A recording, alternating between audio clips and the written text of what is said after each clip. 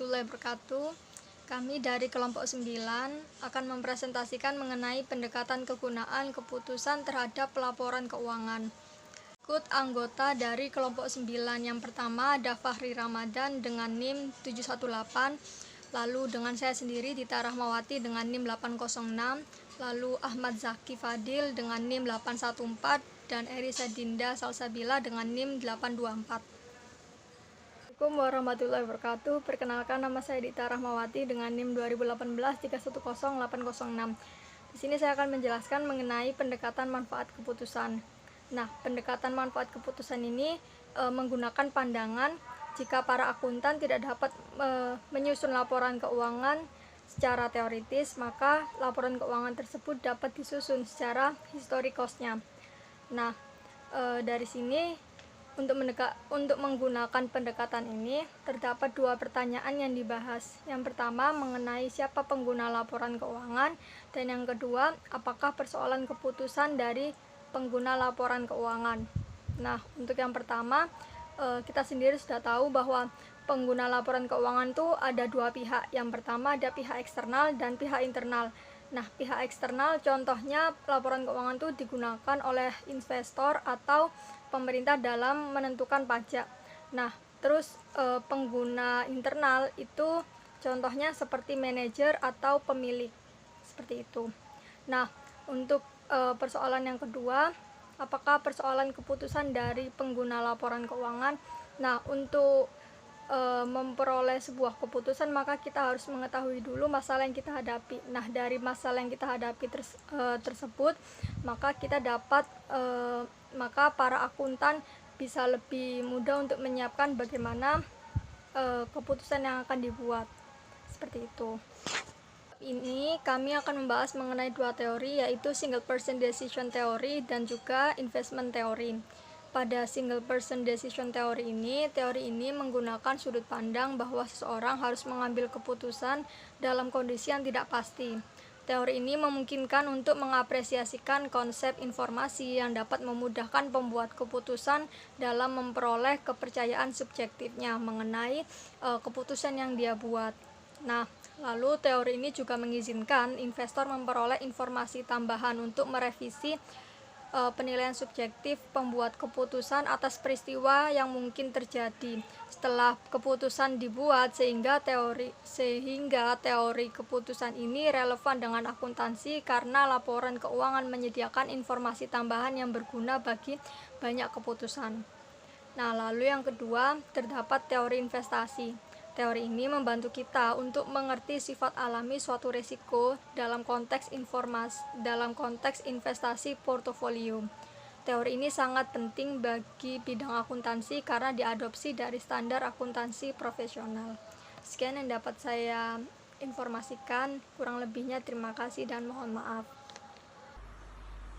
Baik, terima kasih atas kesempatannya. Perkenalkan, nama saya Ahmad Zaki Fadil dengan NIM 2018-310814. Di sini saya akan menjelaskan tentang sistem informasi.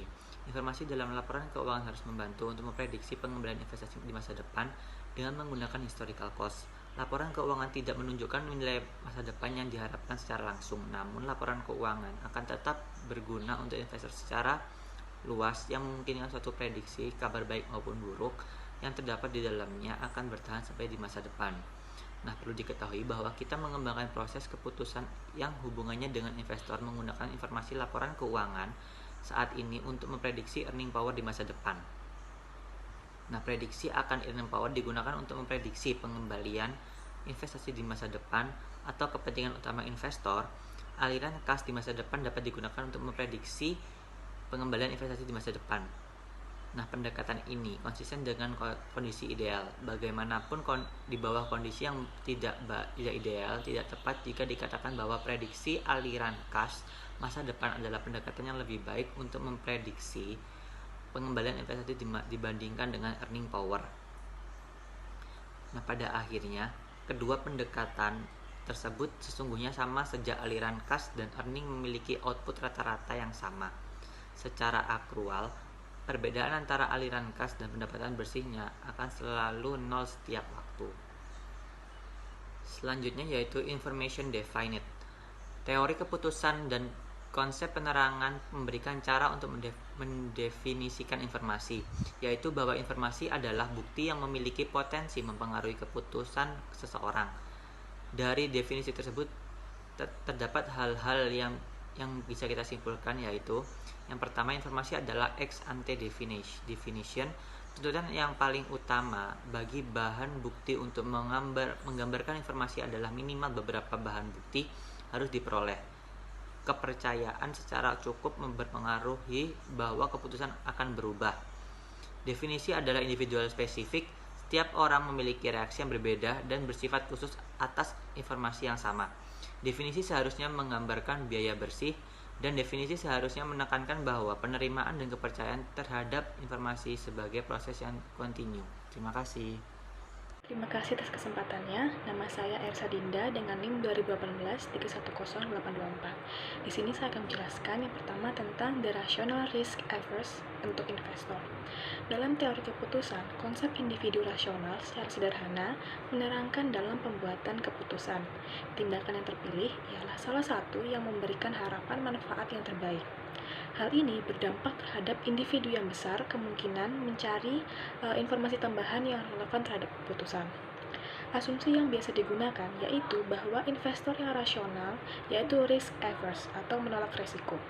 Konsep dari risk aversion ini sangat penting bagi akuntan karena berarti investor ini membutuhkan informasi yang berkaitan dengan resiko dan nilai yang diharapkan di masa depan.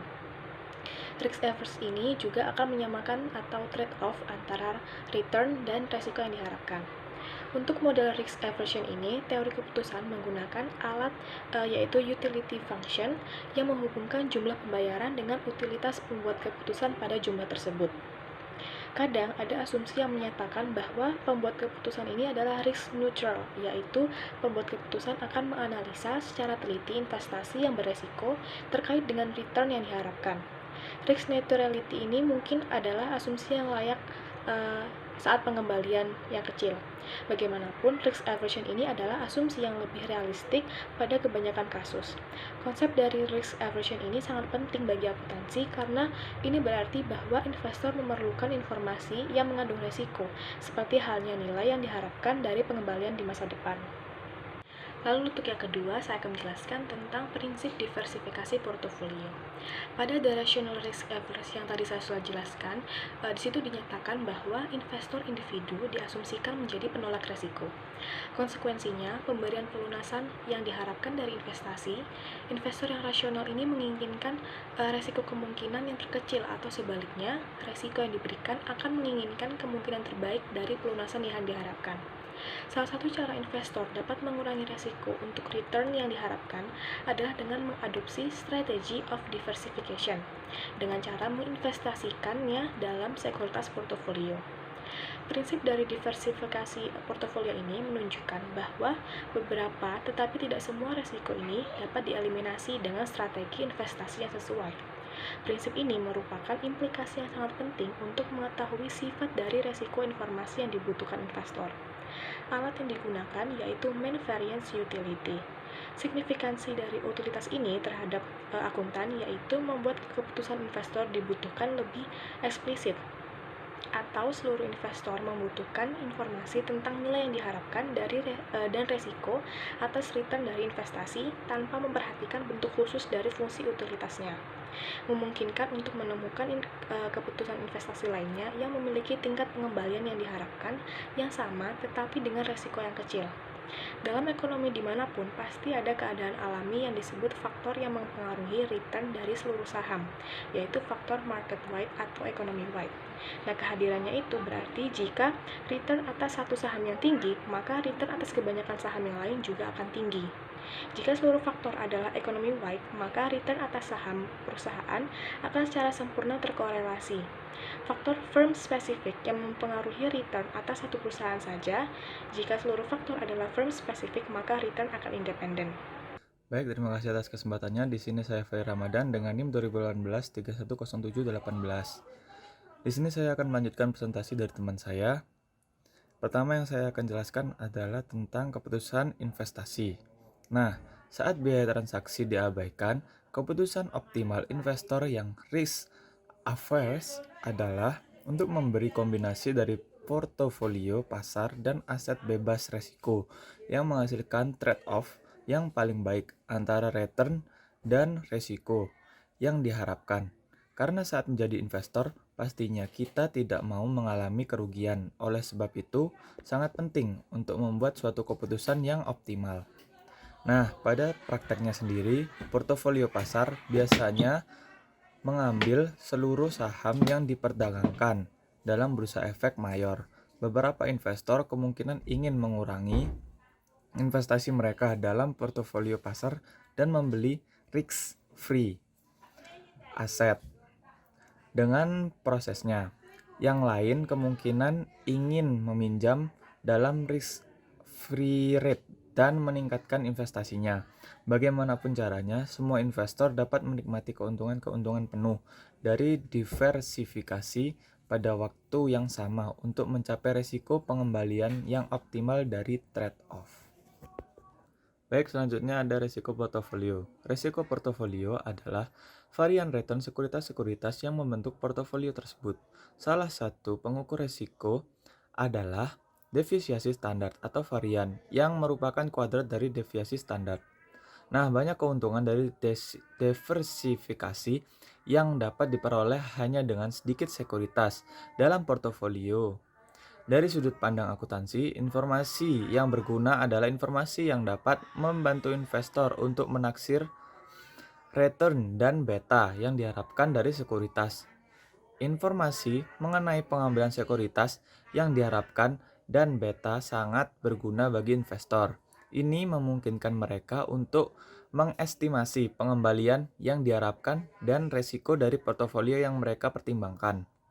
Kemudian, mereka dapat memilih portofolio yang memberi risiko pengembalian trade-off yang diharapkan, subjek dari level biaya transaksi yang dibawa. Baik, pada slide selanjutnya, ada reaksi Badan Akuntan Profesional terhadap penegatan penggunaan keputusan. Nah, reaksi Badan Akuntan ini ada dua penjelasan. Yang pertama dari FASB SFAC 1 dan SAFC 2. Nah, dari FASB SFAC 1 menjelaskan suatu adaptasi yang penting dari teori keputusan terhadap laporan keuangan dan pelaporannya, sedangkan SFAC 2 mengoperasionalkan pendekatan manfaat keputusan dengan mengembangkan karakteristik di mana informasi akuntansi seharusnya terkandung di dalamnya supaya lebih bermanfaat. Dalam esensinya, informasi akuntansi seharusnya menyediakan informasi yang berisi mengenai sistem yang menghubungkan laporan keuangan periode saat ini dengan realisasi dan pelunasan di masa depan. Sekian presentasi dari kelompok kami, kurang lebihnya mohon maaf. Terima kasih.